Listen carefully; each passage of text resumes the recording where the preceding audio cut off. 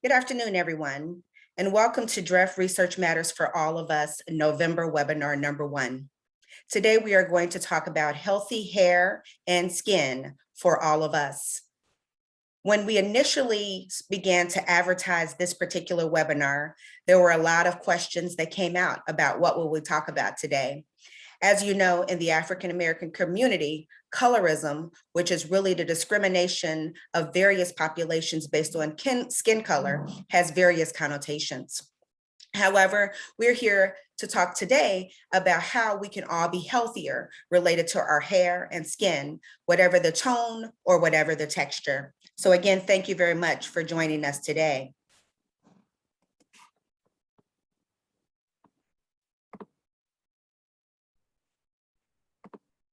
The All of Us Research Program and the Delta Research and Educational Foundation, as you can see on this screen, this is our core team. This is the team that works diligently each and every day to ensure that the funding we have received from the National Institutes of Health is put to good use. Our goal is for these 12 cities, are the representative cities. They each have a citywide coordinator, and our goal is to provide educational webinars like this one each and every month. Again, greetings. My name is Yvonne Collins, and I am the Chicago DREF Citywide Coordinator for the Research Matters for All of Us campaign. The Delta Research and Educational Foundation was established in 1967. It is a major nonprofit organization really to look at the support of African American women and their families. This particular research campaign, we are charged with educating the African American community on an array of topics, ultimately with the goal of increasing accrual into clinical trials. Our goals also are to create awareness of the Research Matters program, to encourage health and wellness, and again, education of really the community in general, but a focus on the African American community. Let's watch this video on DREF. In 1967, Delta Sigma Theta Sorority Incorporated established the Delta Research and Educational Foundation as a public charity supporting scholastic achievement, public service programs, and research initiatives focused upon African American women and their families. Today, DREF remains strong, vibrant, and poised to meet 21st century challenges with the same unwavering spirit and dedication the sorority originally envisioned. The charge to realize social and economic equality for future generations of African American women continues as the guiding principle. Since 2017, DREF has received funding from the National Institutes of Health to continue its role as a national community engagement partner to promote the All of Us Research Program through a community awareness campaign that informs African Americans and minorities about the importance of understanding and participating in biomedical research. The National Health Initiative, conducted by the Delta Research and Educational Foundation in collaboration with Delta Sigma Theta Sorority Incorporated and the National Council of Negro Women, is entitled Research Matters, Creating Possibilities to Achieve Health and Wellness for All of Us. The objectives are to engage, educate, and ultimately enroll African Americans in the National Institutes of Health All of Us 1 in a Million campaign, a national database primarily comprised of diverse and traditionally underrepresented populations. The mission of the All of Us Research Program is simple. It is to speed up health research and medical breakthroughs by asking 1 million people to lead the way to provide the types of information that can help create individualized prevention, treatment, and care for all of us. The All of Us Research Program is a part of the Precision Medicine Initiative created during President Obama's administration. Precision medicine is healthcare that is based on you as an individual. It takes into account factors like where you live, what you do, and your family health history. Precision medicine's goal is to be able to tell people the best ways to stay healthy. If someone does get sick, precision medicine may help healthcare teams find the treatment that will work best. This will help give healthcare providers the information they need to make tailored recommendations relevant to people of different backgrounds, ages, or geographic regions. African Americans continue to have some of the highest incidence, prevalence, and mortality rates from chronic diseases such as cardiovascular disease, diabetes, obesity, hypertension, mental health, and HIV/AIDS. Yet we comprise only 5% of clinical trials participants in America. Our focus and objective is to create awareness about how research matters in closing the health disparities gap. DREF seeks the assistance of national organizations, local chapters, sections, community leaders, and organizations to make the All of Us research program a successful endeavor. The influence, leadership, and participation of the aforementioned groups are needed to assist in promoting this groundbreaking opportunity. Individuals, groups, and organizations are welcome to assist with conducting and/or identifying outreach activities. Training, materials, and monetary resources may be available to support groups and organizations with approved collaborations. Please send an email of interest to researchmatters@deltafoundation.net outlining upcoming activities and events in which the All of Us research program can be included. For more information, please visit www.joinallofus.org/DREF.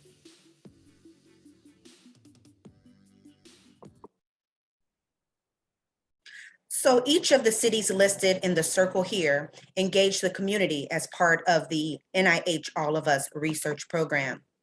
Our engagement activities have been ongoing since September of 2020. And as you know, we've been in the midst of the pandemic, so they've all been virtual. But faithfully, each of those 12 cities have held 2 monthly DREF Research Matters for All of Us research campaign activities. What is the NIH All of Us research program? As you saw in the video, it's going to be historic. It's a longitudinal study with the aim to gather 1 million diverse group of participants. That is, participants that have not normally participated in clinical research. So African Americans, the Latinx, Asians, seniors, LGBTQIA, really to all help accelerate medical advances. Let's watch Tonight, this I'm video launching from a President new Obama. precision medicine initiative to bring us closer to curing diseases like cancer and diabetes, and to give all of us access to the personalized information we need to keep ourselves and our families healthier.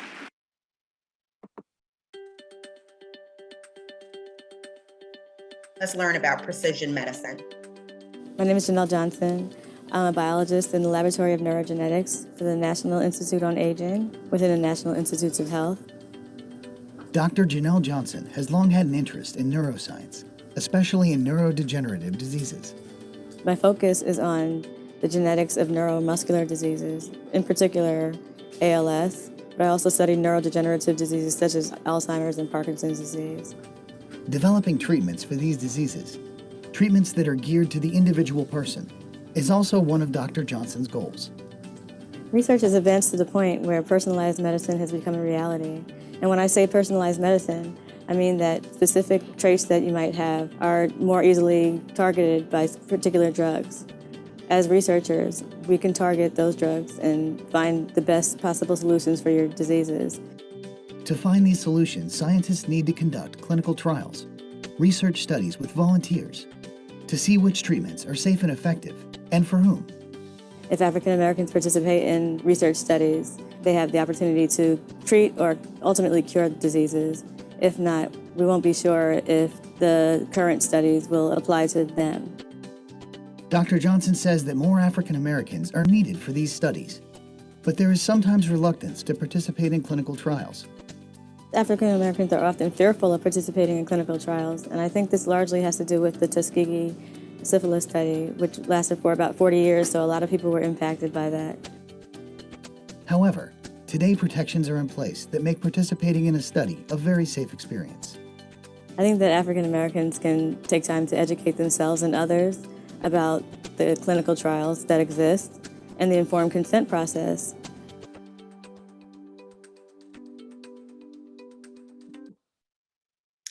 So you saw a little taste. What is precision medicine? As an oncologist, I've seen over the last 20 years the immersion of precision medicine in my area. We are now able to target specific genes within cancers that help us determine which treatment a patient may get.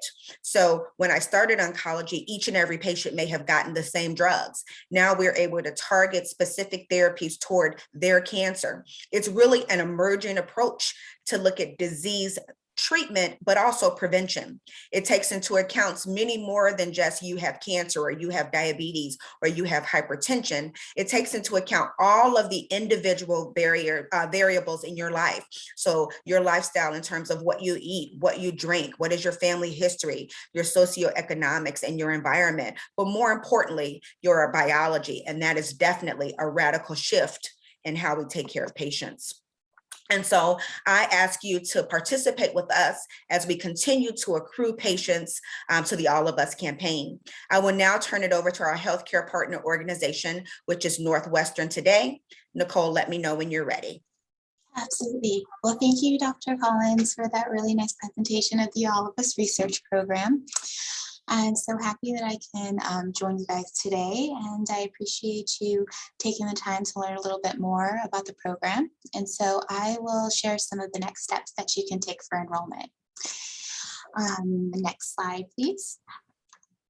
I will go over a list of, right here is a list of our participant locations throughout Illinois, and which is known as the All of Us Research Program, Illinois Precision Medicine Consortium, or IPMC. One of these health provider organizations shown here, you can still choose any one of these locations that's most convenient for you. And I'll go into a little bit into more detail of what participation and going to each one of these locations will be. Next slide, please. Okay, so basically participation is made up of both an online and an in-person portion. So if you're a smartphone user, the simplest and fastest way is to download the All of Us app on your phone. Alternatively, you can visit our website at joinallofus.org/Illinois. So both on the app and the website is where you can create an account, and your account, which is also known as your participant portal, is the digital dashboard for the participant journey. So after creating an account, participants will be asked to consent immediately. The consent process is an interactive journey that includes a series of screens and videos explaining the program and participant rights. All consents can be accessed and updated at any time. Then you will choose whether you'd like to consent to share your electronic health records. Why do we ask for your medical chart? EHRs are the most complete record of a person's health. When researchers can study EHR information from many people, they can find patterns, and those patterns can help them better understand our health. Then you will be asked to complete a series of surveys. There will be 3 of them, as you can see. It goes over your basic overall health, your personal habits. The survey completion is what will provide researchers with an understanding of your life and in your environment, like how you exercise and what you eat. Survey is an important part of staying connected with participants and hearing about the changes in their life over time. And then after that, participants will be given a list of nearby sites which they can partner with, which I shared with you in the previous slide, with what those locations are. And after you select in the participant portal what your desired location is, you'll have the opportunity to schedule an in-person visit. This portion will take approximately 30 minutes and include basic physical measurements and biosample collection. Each biosample goes on a long, secure, and valuable journey. And if you agree to provide blood, we will analyze the DNA in the samples. DNA is an important source of information about your health, and researchers can study DNA and other information from all of us participants to help make discoveries. You'll also have the opportunity as a participant to receive those DNA results, and it looks at information like ancestry, traits, and health-related information, such as if you're have a higher risk for certain health conditions, or how your body might react to certain medications. And then lastly, you'll see participants can share data from supported third-party devices such as Fitbit and Apple Health. Both serve as additional sources of data collection. Because the All of Us research program is a longitudinal study, there's large value in receiving multiple data points for participants over time to have a full understanding of all the various factors that make your health story, because what works for you may not always work for me. And lastly, if anyone has, we actually talked a little bit. So I saw that you had the other slide, Dr. Collins. Do you want me to go a little bit into the GNA? You can skip that. Okay. Then if anyone has any further questions for me regarding how to join or are interested in learning more about what participation entails, just feel free to contact us. I will put the information, I will put the information in the chat. It'll be our email and our phone number. And please reach out to us if you have any additional questions. We'd love to talk to you and get you started on your journey. Thank you, Dr. Collins. Thank you, Nicole, always for coming out to join us. Oh, absolutely. Thank you so much for having me. So again, if you are interested in the Research Matters for All of Us program, Nicole will put some information specific to Northwestern in the chat. These are two websites here for some very general information, and you can also visit any of our social media platforms also to gain additional information. And if you have any questions, I am always available and at an easy email for you to also reach out to me should you have any questions or like for us to participate in any of your programming locally. Before we get to the main event today, I must read this disclaimer to you. The views and opinions expressed by the guest panelists and or presenters do not reflect the opinions or views of the Delta Research and Educational Foundation, DREF. DREF Research Matters for All of Us, the National Institutes of Health All of Us Research Program, or any of the organization's affiliates. Again, thank you very much for joining us, and I hope you enjoyed this afternoon's program. So I would like to introduce our partners for today. I am delighted to introduce Dr. Patterson. I actually was reading through a journal and saw an article really focused on dermatologic conditions in skin of color, and was just struck by the title in and of itself. And when you think about skin of color, I think in a lot of conversations, you think about one particular population, but actually skin of color is also known as ethnic skin and refers to that of persons of African, Asian, Native American, Middle Eastern, and Hispanic backgrounds. And the other, I think, fascinating part of the article is that many of you know that there are notable differences in skin diseases in terms of how they present, how they're treated, and there are also structural and functional differences in our skin and hair. Just some examples for those that are darker skinned, you have increased melanin or increased melanosomes, and that protects you from a lot of cancers. Also, when we think about cultural grooming practices based on the kind of hair you have, I found it all really fascinating as I read the article. So knowing that we had a skin presentation, I reached out to her and she so graciously agreed to participate this morning. And I'll tell you a little bit more about her. Dr. Patterson graduated from Stanford University with a degree in biology and a minor in African American studies. So how nicely those two go together.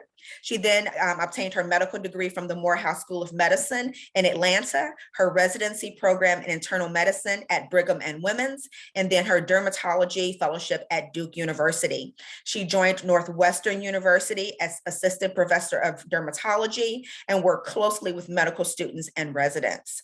She currently works at North Shore Northwest Community Health Centers, and her interests include medical dermatology, skin of colors, health disparities, and probably most important, effective patient-doctor communication. She serves as the Patient Education Committee Chair for the Skin of Color Society, which you'll hear more about also today, and also as a member of all of the dermatologic societies. That is the American Academy of Dermatology, the Women's Dermatologic Society, and the Chicago Dermatologic Society. I'm going to stop sharing, Dr. Patterson. If you could go ahead and bring your slides up as I talk a little bit about skin of color. So Skin of Color was established in 2004 by Dr. Susan Taylor. We have the president who will also greet us this afternoon, Dr. Glass. And it really is a society dedicated to the education of the community and healthcare providers on dermatologic health conditions. So thank you, Dr. Patterson, for joining us. Dr. Glass, thank you very much for joining us on behalf of the Society of Color. And once you're ready, Dr. Patterson, I will turn it over to you.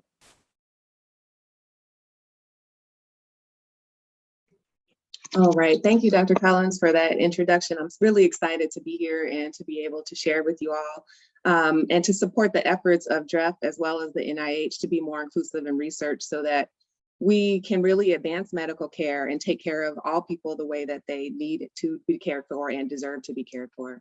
So thank you. And I'm really excited about talking about healthy skin and hair for people of all colors and races and backgrounds. But I am particularly going to focus today on Black skin as well as more textured or curly, tightly coiled hair. So what I thought I would do is begin by talking about some unique characteristics, some of which Dr. Collins mentioned in regards to dark skin and also for Black hair, and then talk about some common myths that I learned as I grew up and that I still continue to hear in our community, and use that as an opportunity to talk about general skin and hair care. Then we'll go on to review a few conditions that are commonly seen in skin of color and hopefully give a few helpful tips as far as treatment of those. And I will conclude by mentioning just 2 skin conditions that we see commonly among people of color and that are associated with systemic disease. And systemic disease refers to diseases that affect the entire body or different organ systems. So let's start by talking about the unique characteristics of darker skin. We know that fundamentally all people are the same, but there are some unique characteristics. So Dr. Collins mentioned already that we have melanin in our skin, that is the pigment in our skin, and it's dispersed within the skin inside of little pockets. That's the way I like to think of it. Little pockets are melanosomes throughout the layers of the skin. And this provides us a natural protection from the sun. We describe sunscreen as having an SPF or sun protective factor, and our skin naturally has an SPF of about 13. So this means that we experience less DNA damage from ultraviolet rays. It means that we sunburn less commonly and that the effects of sun exposure on aging are a bit milder for people who have darker skin. On the flip side of that, it also means that we tend to have more dark spots because any inflammatory process within the skin can result in dark spots, the increase in the melanin production. There are also some unique characteristics of Black hair, and these 3 slides demonstrate that, or these 3 graphics demonstrate that. So the first is the elliptical shape of the hair strand. If you look in cross-section of a hair strand of a person of African descent, it tends to be more of an elliptical shape versus a round shape that we see within Caucasians and more of an oval shape in Asian people. And we know that among the Black community, we are very diverse and there are different curl patterns and curl textures, but that curly, woolier texture of our hair is a unique characteristic or property. So this chart here describes, the types of hair or curl patterns that we see, anywhere from a tightly coiled hair or a 4C to a more wavy hair like a 3A. This last picture here has a couple different things that we're going to show here.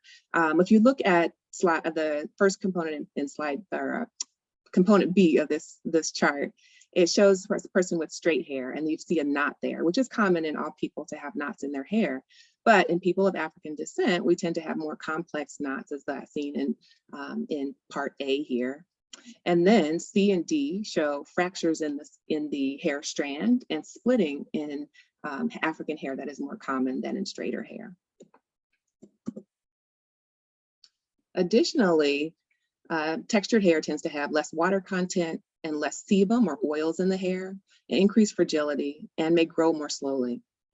So what does this mean for us? It means that Often textured or tightly coiled hair is drier, so we shampoo less frequently and we add moisture to our hair. We're always adding moisturizers or oils. It also means that usually our cabinets are full of all kinds of products that we bought, trying to smooth and detangle and make management of our hair a little bit easier. We wear many styles that look nice, but also ease management. And so we wear anything from a relaxer where we are, have to chemically process the hair to straighten it, or locks where we don't need to comb our hair, or braids, weaves. We have a variety of different hairstyles. So let's talk, now that we have a basic understanding of skin and hair and darker skin, let's talk about some common myths. So the first one, Black people don't need sunscreen. So when I was growing up, we never bought sunscreen. I don't know that it ever crossed my mind or my parents' mind to put sunscreen on us.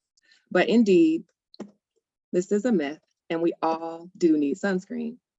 Why? Because it prevents sunburns, it protects against skin cancer, and it also prevents photoaging.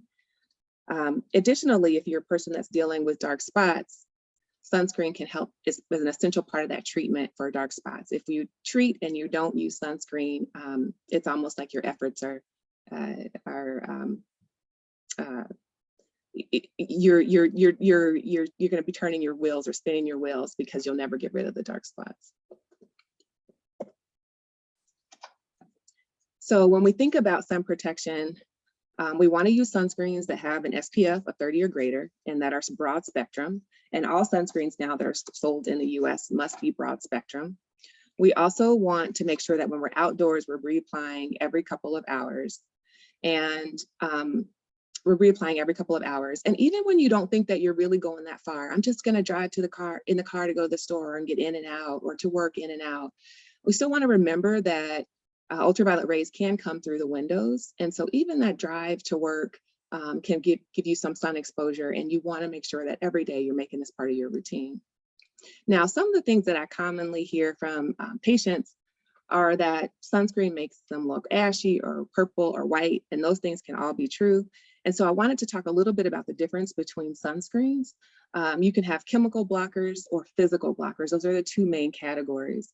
Physical blockers are those that are made of titanium and zinc, and they tend to have that more chalky white look. Now we're getting a little bit better so that some of them are blend a little better with dark skin. But I really like chemical sunscreens because they really, to me, blend in better with darker skin.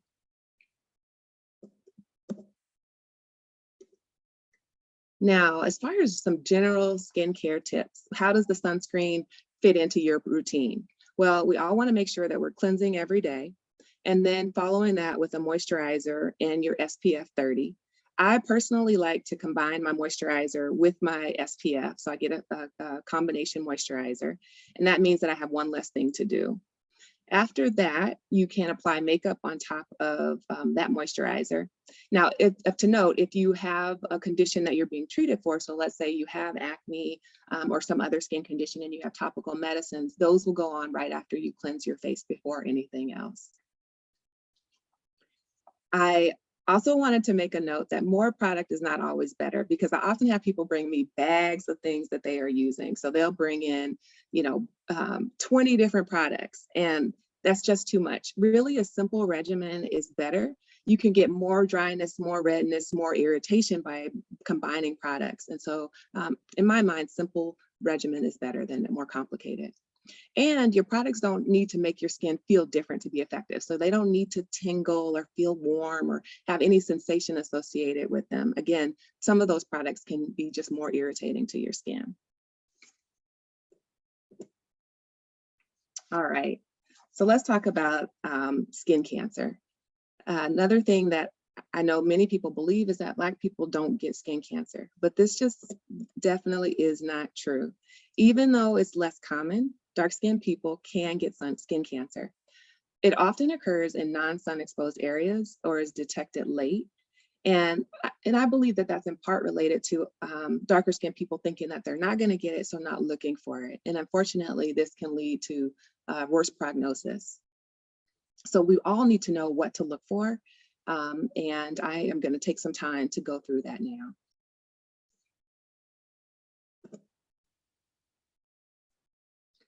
So melanoma is one of the more aggressive types of skin cancer, can be fairly aggressive and spread through the body. And this can be deadly. So I want to spend a little bit of time focused on this.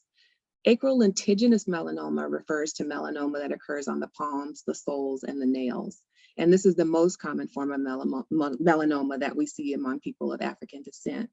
It's often diagnosed, again, at a later stage with a poor prognosis.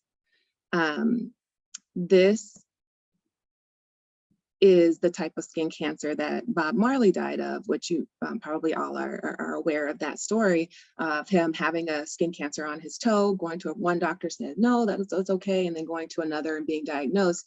But that delay in the diagnosis may have contributed to the prognosis.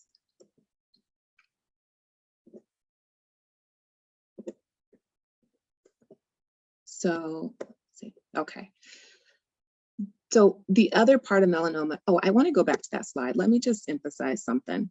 So this person here on the right was a woman who thought that this was a blood blister. And so she just tried to take care of it at home for a long time and it wouldn't heal. I want to just make sure that we don't ignore signs of a problem. If you see something that's not healing, even though you may think it's a blood blister or related to some shoes you were wearing, just pay attention to it. And if it's not healing, you definitely want to get it checked out by a physician. Now, melanoma can involve the nails, but I don't want everyone to leave here thinking that they have melanoma, because pigment in the nails is also a very normal, natural thing for darkly pigmented people. And so let's learn how to differentiate between what's normal and abnormal.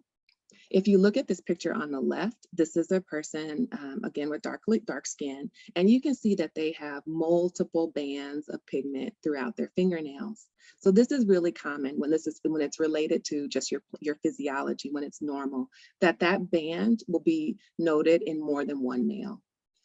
You can also see here that the band is not very wide, right? It's we usually use 3 millimeters as our measurement, and this is a little bit less than 3 millimeters. It doesn't involve the skin that's surrounding there, and it doesn't disrupt the nail plate in any way. And that's in contrast to these photos here of people who have melanoma. And you can see that the pigment is affecting not just the cuticle area, but also the tip of the finger. You can see that the nails in some cases are disfigured, and that in some cases, the pigment is involving the entire nail or just much larger bands of the nail. So this would be abnormal.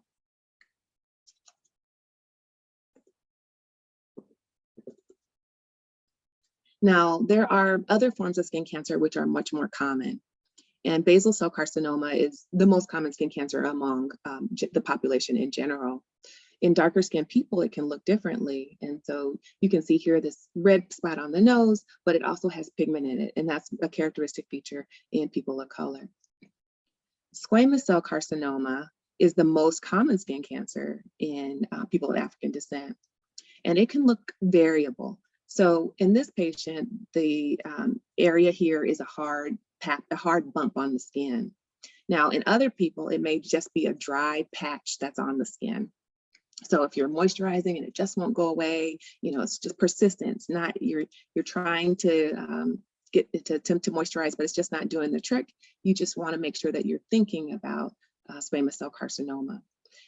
And another important note is that squamous cell carcinoma often occurs in scars. So if you have some kind of other inflammatory process in your skin that's leaving scars, if you notice a new growth in that area that's different, that is something that also should be evaluated by your doctor.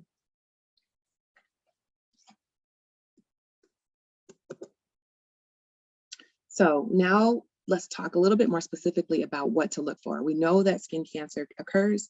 What do we do to prevent and protect ourselves? Well, one, we talked about using sunscreen already, but we also want to perform self-skin exams. And we're looking in places that are not always sun exposed, right? So our mouths, our nails, our feet, our hands, in the groin area. Those are places that we want to pay special attention to. And for some of us, it's difficult to look at our own feet. So you want to have someone, you know, a close friend or family member to look at your feet periodically and make sure there's nothing there. We're going to watch for changing things or new growths and sores that just won't heal. You're also looking for that ugly duckling, so the one spot that doesn't look like the others. And as far as melanoma, we often refer to the ABCDEs of melanoma.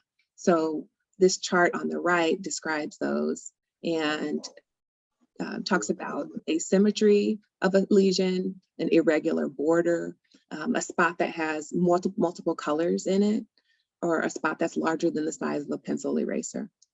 The most important one is the E in the ABCDEs, and that's evolving or changing. So any spot that's new or changing, after around your mid-30s, you really shouldn't be making new moles. So if you're noticing new spots or or things that are changing in size or shape or color, then again, those should be checked by your doctor.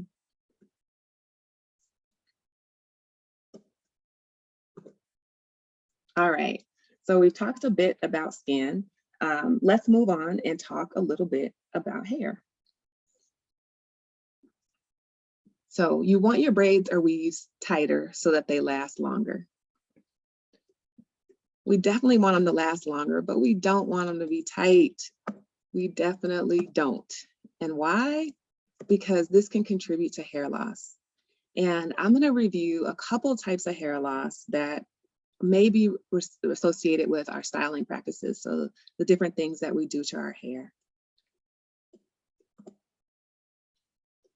And we want to remember that even though our hair is not tight, it still can be neat and it can still look beautiful. All right, so this is a photograph of a patient I saw a while back, and she has what we call traction alopecia. Traction alopecia is hair loss that's secondary to trauma or tension, so it's usually associated with our hairstyles. The most common place to see it is right here on the edges of the scalp, but it can occur anywhere. So if you have really tight styles that maybe a really tight ponytail that you're wearing at the top of your head, you can have hair loss related to that as well. The styles that we see most commonly with traction alopecia are ponytails that are pulled back really tight, also braids and weaves. If they're tight or heavy, even locks that are heavy can cause traction alopecia. I've also seen quite a few women who wear wigs, and we think of that as a protective style, but when wigs cause friction around the hairline, you can have hair loss in that area. So the key thing to note about this is that it is reversible early on, but if we don't change or alter our hairstyle and practices, then it can become permanent, and you may never get that hair back. So I usually recommend that you, one, don't pull the hair tightly, as we talked about, that you consider when you're getting braids or different hairstyles that you leave the edges out, or that you just don't pull them as tightly, and that you consider you're changing your hairstyle up. So you don't always want it to be pulled in a certain direction or braided in a certain direction. You want to make sure that you vary the ways that you're applying tension to the scalp. And if you start to notice a problem, if you start to notice thinning, pay attention to it, don't ignore it.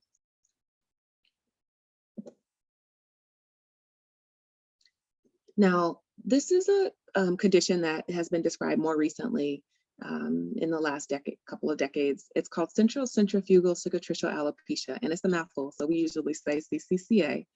And this is the most common cause of scarring hair loss in Black women, and it's almost seen exclusively in Black women. It starts with loss of hair at the crown and then expands outward. And it can be completely asymptomatic, so you feel nothing, or it can be accompanied by itching or burning or hair breakage.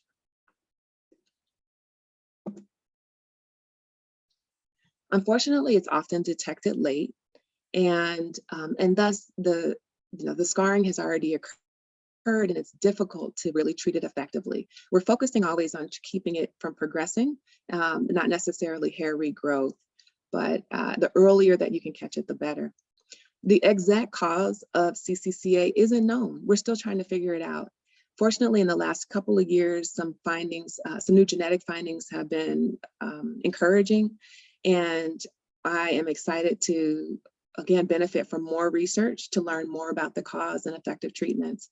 We think it's multifactorial, so involving genetics as well as environmental things like our hairstyling. And so I encourage, again, all of my patients to make sure their hairstyles are not causing hurt, pain, or not causing tension or trauma to their scalps. This is a photograph of a patient that I've been seeing for years. She's a patient and a friend. And we have tried so many different things, and we've been able to slow it down a bit, but not treat it effectively. And how I would love to be able to really treat her with something that's effective and to help her deal with this condition. We know that hair is extremely important to women. I think particularly, well, all women, but particularly Black women, and research in this area would just be phenomenal. So I can't help but to emphasize this even more. Early diagnosis is critical. You can see a patient here on the left who was just beginning to experience some thinning. And your hairstylist can be really helpful in this regard in helping to detect early changes on your scalp. This is a person who's a little bit further along, and you can see how the areas of loss have expanded to different areas of the scalp. You know, one thing that I have seen commonly is that we will try everything under the sun, every remedy, everything you can find online to try to treat hair loss before going in to see a doctor. And really, you should see a doctor as early as possible, a dermatologist as early as possible. The other thing that I wanted to note is that a lot of times we have so many options to cover it up, and our stylists are really good at covering up areas of loss. And so I think that contributes to us waiting a while to go in to have it to have your hair loss evaluated and diagnosed. So my hair care tips: pain-free hairstyles. Nothing should hurt. When you get your hair braided or you get a new style, you should not have a headache at the end of the day. You should not feel like it's hard to move your face or your eyes, open and close your eyes. That is not where we want to be. And then your style should be low tension, especially remember this for little girls, because traction alopecia starts early. It starts when you're young. And again, if it continues over many years, it can become permanent.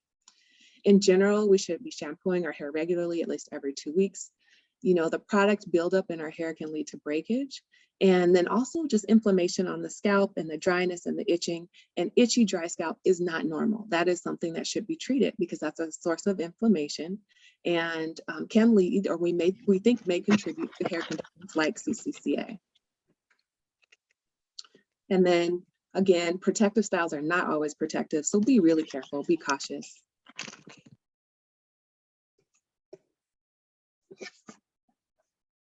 Okay, so let's now review some common skin findings in people of color, and hopefully I can provide a few tips in managing them.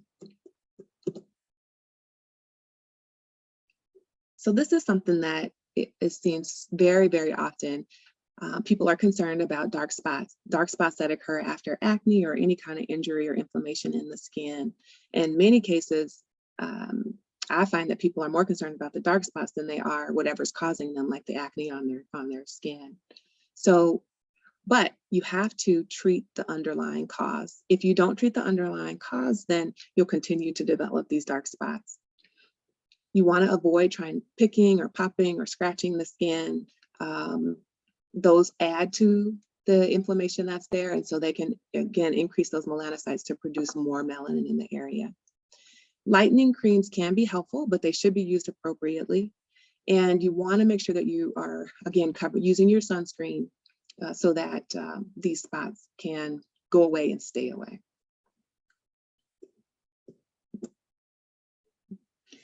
I decided to put this in, the hair bumps or razor bumps, after talking to my husband, because this is a little shout out to him. He talked about having close shaves and been dealing with this since he was a teenager. So there are two types of hair bumps, if you want to think about it that way. There is pseudofolliculitis barbae, which involves the face, and this is a problem for women and men. And then also what we call acne keloidalis nuchae, and those are quote unquote hair bumps that are on the back of the scalp usually, and these are often accompanied by hair loss. So some things that you can do You know, if you can avoid, if men can avoid shaving, that's ideal, but I know that that's not preferred or practical for some. And so if you do need to shave, you want to have, you avoid close shaves. So you can use clippers with a guard to try not get just as close as a straight blade would.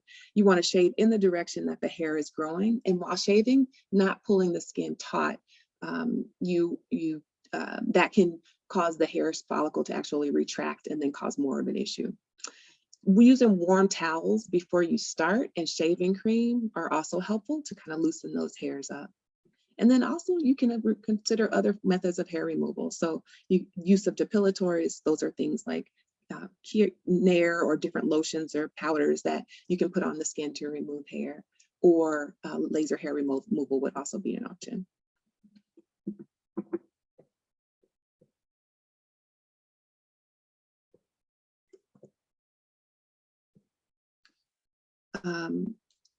So I wanted to just focus to talk about this a little bit, because this is an example of special considerations in dark and pigmented skin.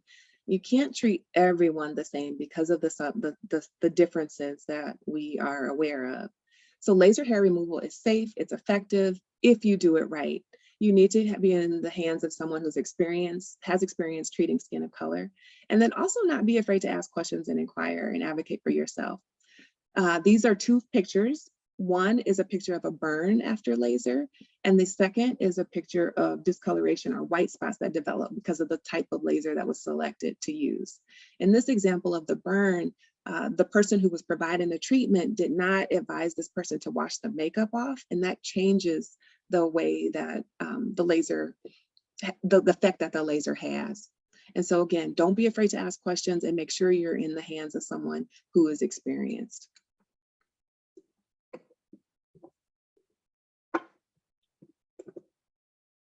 All right, let's talk about keloids. Keloids, we've all seen them, and most commonly they're on the earlobes or in other areas of high tension like the chest. This is a photograph of the chest. They are extremely common in people of color and are really overgrowths of scars. For some, they're asymptomatic, they won't feel anything, but for many, they're itchy or painful, and people just don't like them there. They don't like that they're itchy, they don't like that they're present. So this isn't one particular area that I would love to have more research on.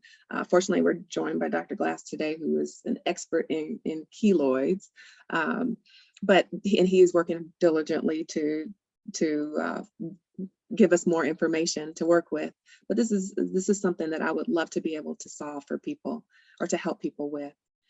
If you are a person who is prone to keloids, you want to avoid unnecessary procedures. So unnecessary tattooing or piercing, you want to plan. If you have to have a procedure, you want to plan for it and make sure that you are appropriately caring for that wound, keeping it clean, low tension on it to try to minimize the risk of developing a keloid there.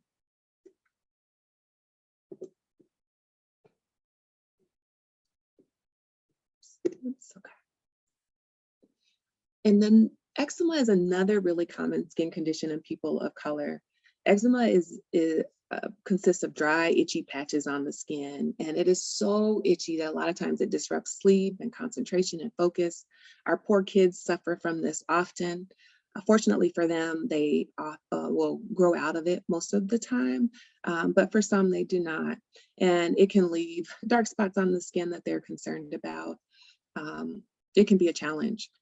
So my tips for this are to make sure that you're using gentle cleansers and moisturizing the skin frequently, that you avoid fragrances and other irritants. Not all natural products are helpful.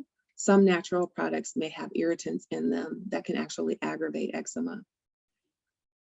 When you're caring for your skin, the more you scrub, the more eczema you may get because it's causing irritation. So you just want to be very gentle with the skin. And it is okay to bathe daily, but you just want to make sure that immediately after coming out of the bath that you are moisturizing well.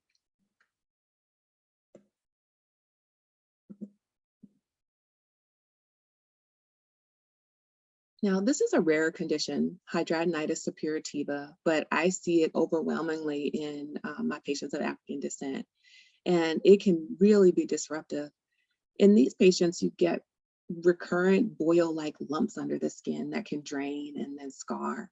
And the most common areas are under the arms and the breast and the groin. It can really disrupt someone's life, because if you can imagine walking around with draining bumps from your skin all the time, it's just very frustrating. So this is another one of those conditions where we are making progress, but we have a long way to go to understand the cause and the genetics and how people respond differently to treatments. This is associated with a lot of metabolic disorders like diabetes, hypertension, and obesity. We see it more commonly in smokers, and it would be very interesting to understand why that is the case. And so this is another area where we would love to have some advancements in care. All right, so I'm going to conclude by talking about skin conditions that are part of systemic disease. And the reason that this is important is because a lot of times the skin is the first sign of something that may be wrong inside. And it's one of the things that I love about dermatology, is that we can hopefully be helpful to people very early.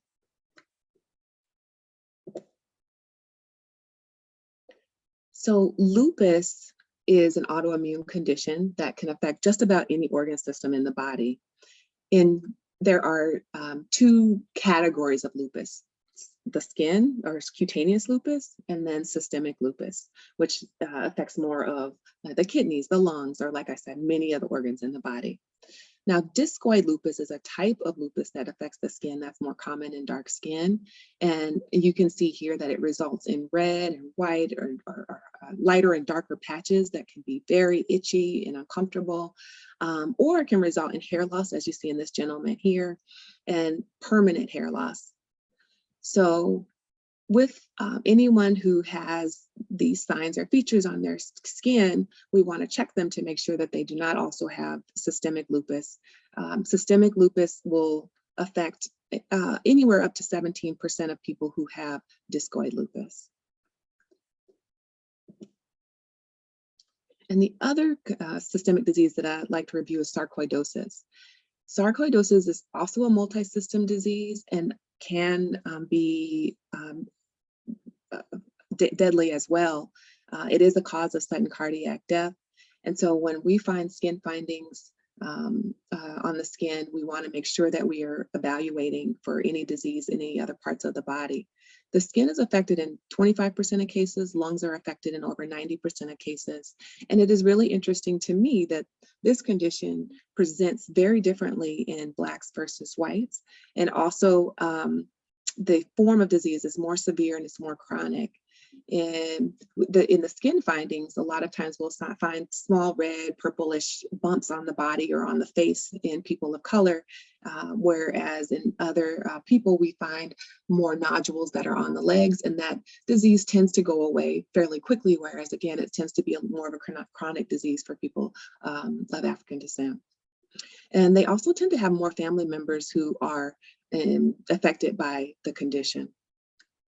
So, you know, in conclusion, research does matter for all of us, and it's important that research is inclusive. We want to know how diseases are presenting and acting and all the factors that are involved in causing diseases to behave differently, and which treatments are going to be most effective. We want targeted new treatments. We want to be innovative in our thinking. And the only way we can do this is by doing the work and doing the research. So I would encourage all of you to participate in research studies when possible.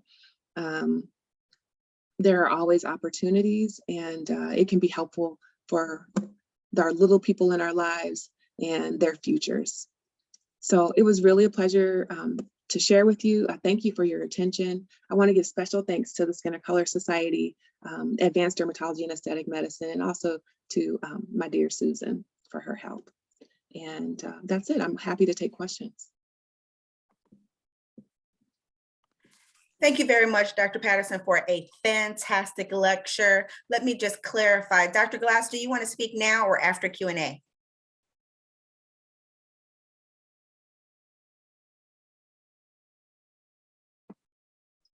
I will speak after Q&A. Okay, perfect. Okay, we have a few questions that came over. The first one is, can you address if any data's on it, the rates now of mass dermatitis and any mechanisms for prevention, given we'll be wearing our masks for a little while longer?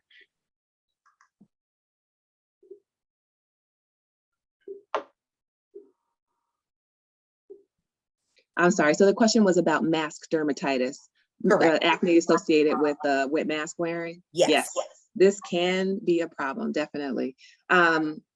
I have been treating this acne just like any other acne, really. You can use, there are over-the-counter products that may be helpful. If not, you actually may need a prescription medication to treat it. I also have found that certain types of masks will induce acne a little bit more than others, and it just varies on the person. And so you can change the type of mask that you are wearing and see if that makes a difference in your skin. But there are some really good topical products that have acne treating ingredients that can be helpful. And are those products over the counter or require a prescription? Some of them are over the counter. So I like, is it okay to mention names or? Sure, go ahead. Okay. So CeraVe has a good acne wash that has a low percentage of benzoyl peroxide, and I do like that product. Neutrogena also has one. Anything with salicylic acid that's about 2% can be helpful.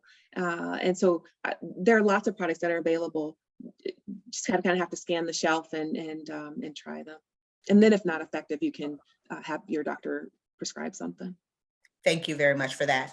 The next question, does your hair require conditioners or softeners or oils or all of the other products that are marketed over the counter? Conditioners are helpful. They make your hair more manageable, soften the hair. So yes, absolutely. Conditioner should be part of your normal hair care routine. Any comments on additional oils or how to increase the oils that are naturally made in the hair? Oh, that's a tough question.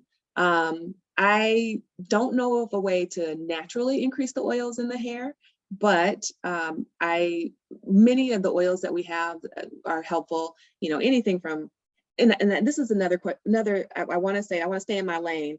I'm not a hairstylist, so I can't tell you what's best for your hair. But generally, many of the oils that we have, coconut oil, I know some people like olive oil, shea butter, all those things can be helpful, but I would consult with your stylist about what is best for your hair. Thank you for that sort of additional commentary. Dr. Glass, do you want to make a comment? Yeah, I agree with everything Dr. Patterson said. Some people can develop irritation from the oil, so just be sensitive to that. If it's itchy, you're having irritation, that doesn't necessarily mean it's working for you. But I think oils are a good way to try to keep that moisturization of the scalp and also for the hairs as well. So I agree with Dr. Patterson on that. Thank you. The next question along that similar line, there are a lot of products currently on the market that have a lot of chemicals in them. Are there any natural products besides the coconut oil and olive oil that were just recommended that can be used as additional conditioners or oils for the hair or skin?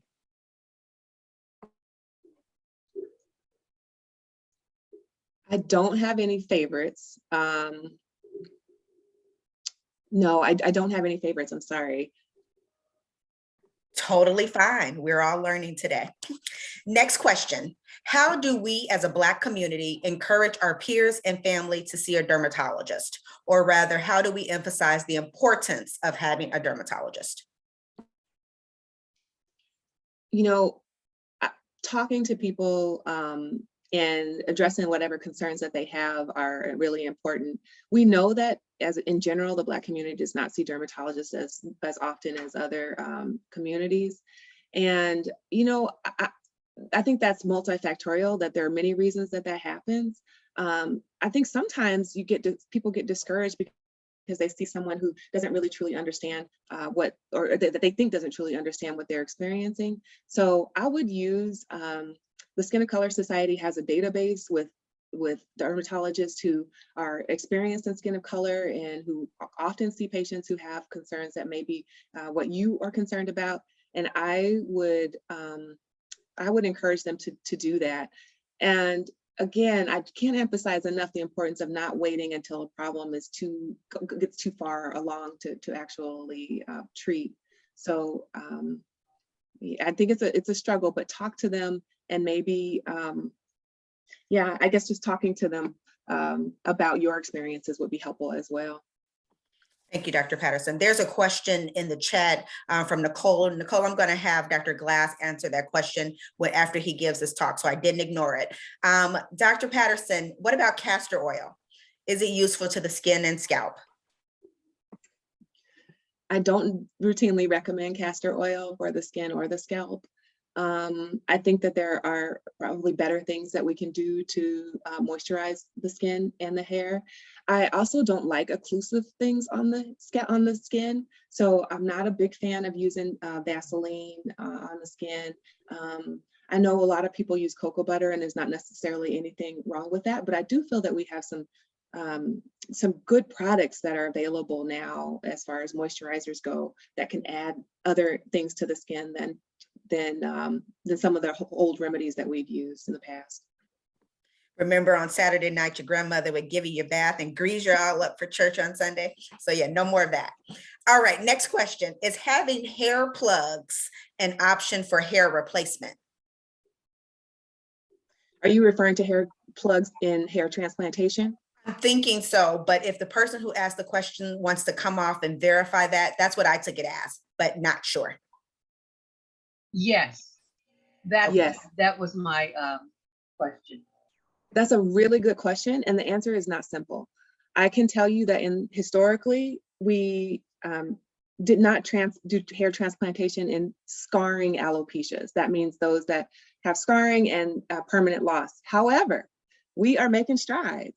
And there are physicians now who are doing hair transplantation and scarring alopecia, but you can't have an active disease that's going on. So you need to be treated by your dermatologist, make sure that you're not having any further loss of the hair or inflammation before someone would even think about transplanting it.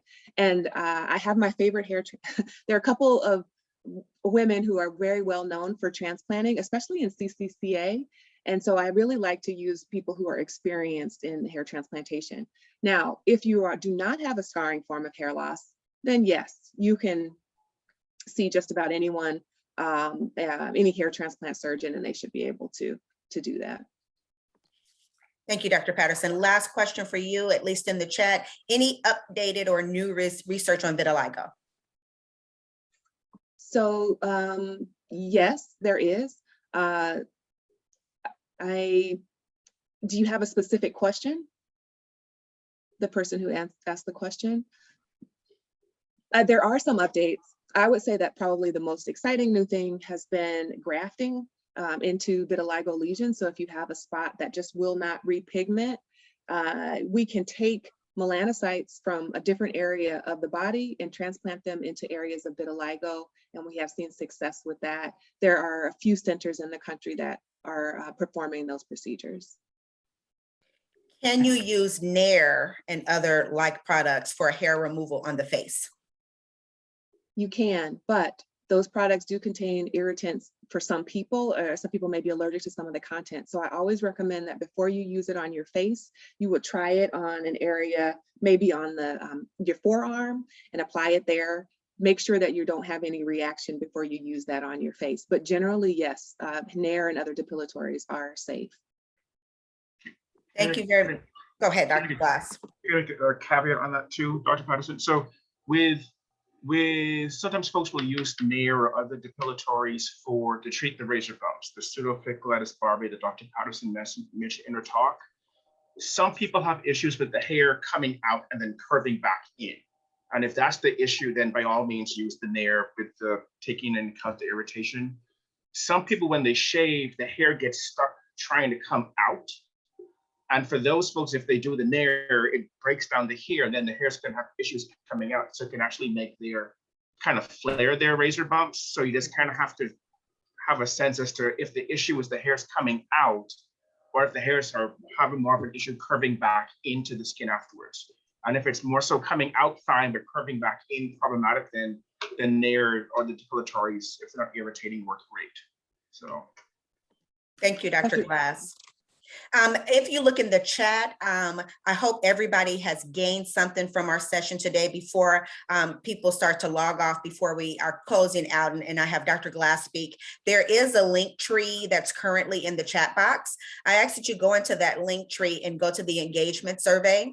That lets us know if you found this helpful today. Are there other topics you'd like to see? The hope is that as we continue our 21-22 year, that we continue to engage the community and really bring topics that you're interested in. So please go and fill out that survey before you leave.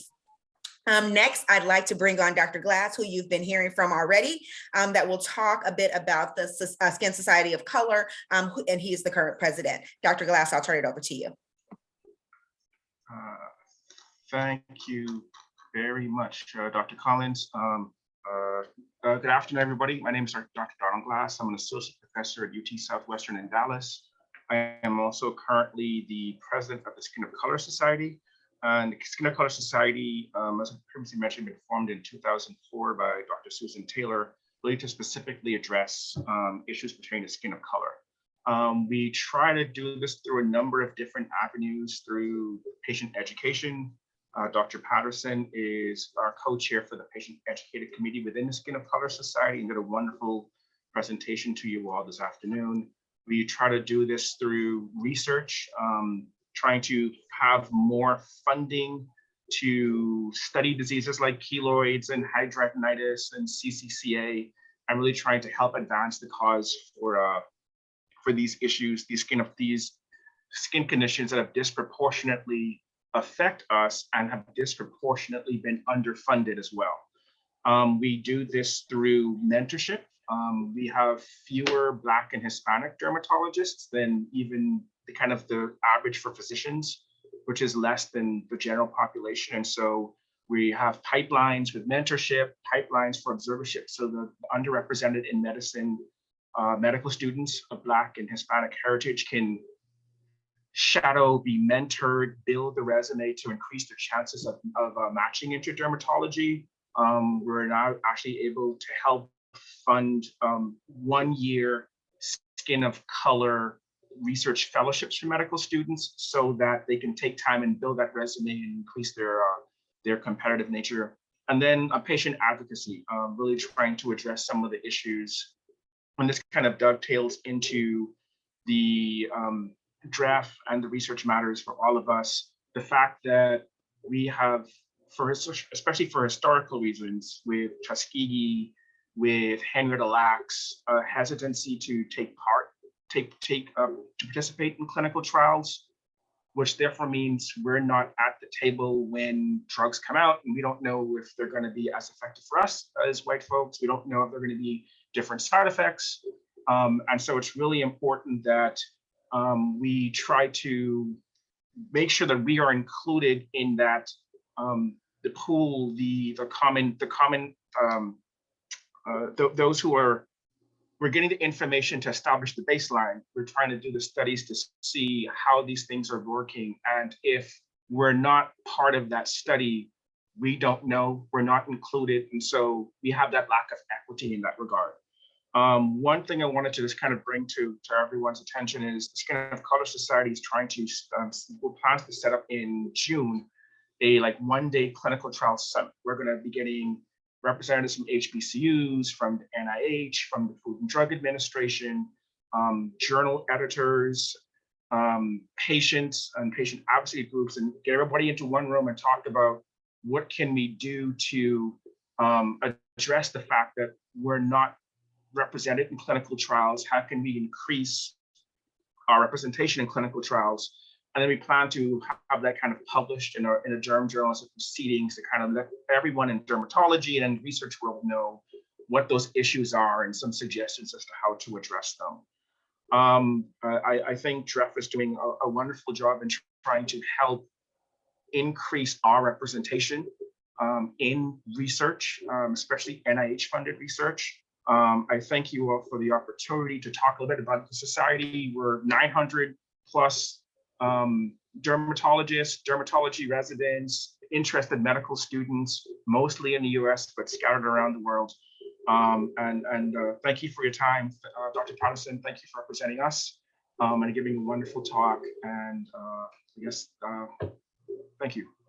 Thank you very much, Dr. Glass. There was a question about what other kinds of efforts does Skin of Color Society have within the community in terms of community outreach and engagement? Would you like to address that? So yes, so one, we have Dr. Patterson and Dr. Vashi that kind of head our patient education committee. We have, pamphlets on our website to try to help give more information about these common conditions, not just the ones that disproportionately affect us, for example, keloids or CCCA, but also eczema and psoriasis that are relatively common conditions but look differently on us and may need slightly more tailored treatment. We recently had a media day campaign where we engaged with a number of different media outlets, print, social media, et cetera, just to kind of get the word out to help them then spread the word to the community about skin of color and some of the issues that are going to be addressed. And then we are sort of just finishing up a strategic plan where all of the society as a whole is kind of outlining how we want to further increase our engagement with the community. What are the best ways to go about doing that? Will this be through churches? Will this be through HBCUs, through the fraternities and sororities? How best to get that engagement so that we can better educate the public about skin of color conditions, help them navigate the system to find dermatologists that know what they're talking about. There's nothing more frustrating for a Black woman to go to a dermatologist and they say shampoo your hair every other day. And if that doesn't work, do it daily. And the fact that we have board certified dermatologists across the country that don't understand the differences in cultural practices when they're supposed to be the skin experts is a deficiency in the discipline. But things are improving. The Skin of Color Society, the derm section of the National Medical Association and other organizations are trying to improve patient education, but also ensure even the American Academy of Dermatology is now put in place a skin of color curriculum to make sure dermatologists trained in Iowa and in Vermont are at least exposed to and get knowledge of skin of color conditions so that if they travel the country or someone comes to where they are, they know what to do as well. So. Absolutely. Thank you very much, Dr. Patterson and Dr. Glass, for joining me today. I am not sure if there is anyone on from our DREF office. Our national meeting is actually going on simultaneously, but if there is anyone on from DREF that wants to give closing comments, this is your opportunity to come off of mute. In the interim, I hope that everybody gained something from today. I know that I did. And please continue to reach out to your family and friends and let them know when we're having events. Our next event is on Monday, and we're going to talk about diabetes prevention, which has really become another epidemic that we don't talk about enough in terms of prevention. Again, remember to complete your surveys. Thank you all very much for coming, and please enjoy the rest of your Saturday. And as I always say, as I've closed out in the pandemic, continue to mask up and get vaccinated if you are not. Have a great day. Thanks for coming. Thank you. Thank you, Dr. Patterson. I'm going to send you an email. All right. Thanks for having me. Absolutely. A pleasure. Thank you, Dr. Collins. I was able to make it. Thank you, Dr. Glass. Hopefully we can do some additional events together. So thank you so much for coming.